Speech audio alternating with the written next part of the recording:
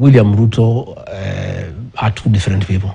What he says in public, what he does in office, in private, are totally different things, you know. And in fact, most people who came to the mountain, like 20%, wanted to see whether he's the same person who used to come and talk to them. Because all the things he told them, he has done the exact opposite. You know, he went to a place there in Laikipia West to open a classroom done by KDF. But the cost of going there, 9 choppers at a cost of about 4 million shillings, more than 200 vehicles. You know, the personnel, the per diem, the whole thing would have put up about 5 schools. You know, people are just looking at him. You know, he went to Nyanyuki, you know, market, and the market was closed from morning to evening to wait for him. What used to happen during the Moi era.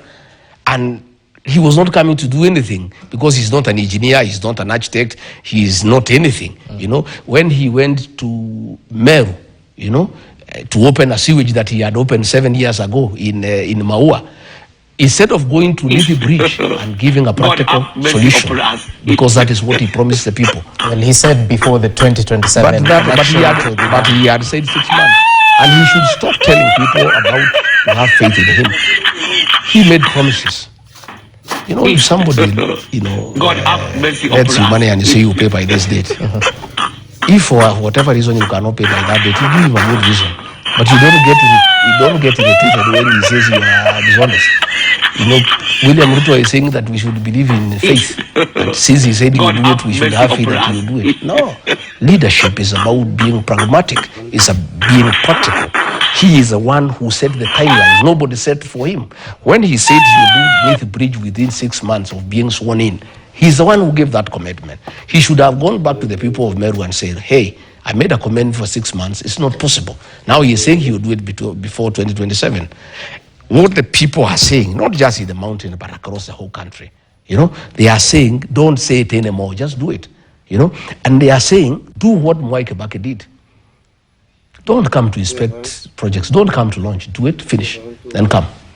Mwai Kibaki, when he did Thika Road, and it was done, you know what he did? He just drove through the road to Othaya. Yeah, no fanfare, nothing. Just to see and enjoy that the road is smooth. Let all these projects be finished. Yeah. Then when they are finished, he can come and launch. You know, he went to a place to launch, 4 posts in a pickup. You know, I mean, what is that? Transformers. Those are things that the assistant county commissioner can do. Because the cost of moving a president, my friend, Hii Ni Maajabu. the cost of moving a president, it's so enormous. And in what he is launching, his movement surpasses, the actual cost of what he's going to see. You find that this cost of this trip that he did in the mountain is in excess of 1 billion shillings. Yeah.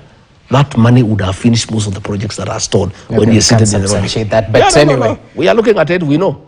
We know the cost of the choppers, the cost of the vehicles, the per diems, the money that was fed for buses, the one for giving border guys, the one for giving women and dancers is in excess of 1 billion shillings. Then let me ask you this, because the president said during the Mount Kenya tour that the people will examine all of the politicians in 2027. He added that he will be ready for that political test since he's preparing for it through the actualization of promises that were made.